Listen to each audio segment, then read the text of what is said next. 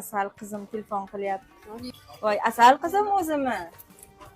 Assalomu alaykum onajon, Va alaykum yaxshimisiz? assalom, yaxshimisiz qizim? Yaxshi.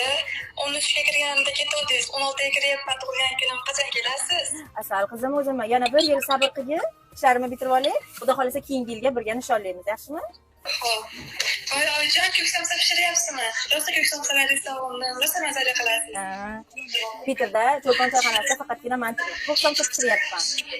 Qizim, hozir bir soat to'xtab turgin, men ishlarimni tugatay, keyin tug'ilgan kuningni birga nishonlaymiz telefonda, xo'pmi? Xo'p. Voy, bu yoqsarakka qilavering, sizdan boshqalar ham ishlaydi bu yerda.